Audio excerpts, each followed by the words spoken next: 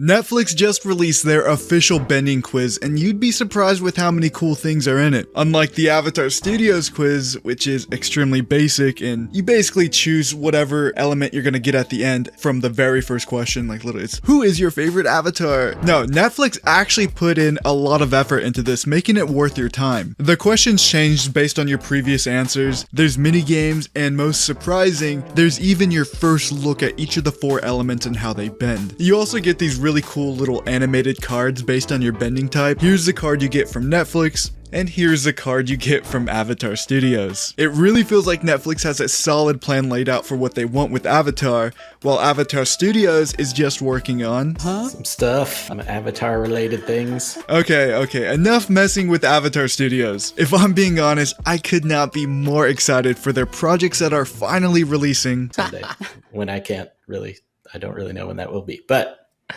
things are happening.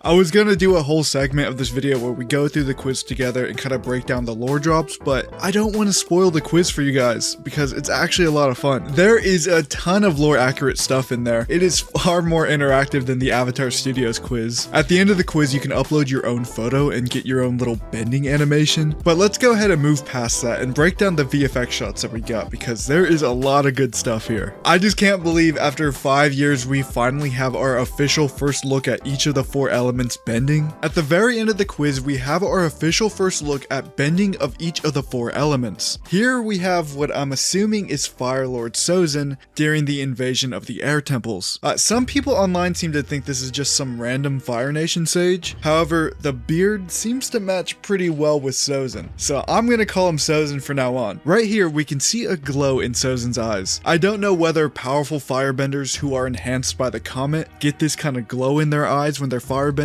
or if it's just simply the fire in his hands reflecting off of his eyes. I like to think powered up firebenders get this cool avatar state glow effect, but it probably is just the reflection. I don't know, what do you guys think? Here we get a better look at his full body, the air temple behind him, and his firebending. That is a huge flame coming out of his hand. Now, who is this aimed at? Well, there are 3 Fire Nation soldiers in the background here, one that seems to be dead, one that seems to be severely injured, and one that is cowering in fear. There is only one airbender in history I could imagine taking on the Fire Lord and this many firebenders at once, and that is Monk Gyatso. This has to be the Monk Gyatso and Sozin scene. If you want to learn more about that scene, be sure to check out this video right here. It'll be linked in the description down below. This is our very first look at Earthbending and King Bumi. Right off the bat here, I will admit, this Bumi takes just a little bit of getting used to. I don't think he looks bad by any means. I just think he looks different than how I imagined. His outfit seems to be similar to the boulders. It's kind of a mix between the boulders and King Bumi's from the cartoon. I do think it looks good. The outfit itself looks pretty good. I think a lot of people were expecting Bumi to just be a little bit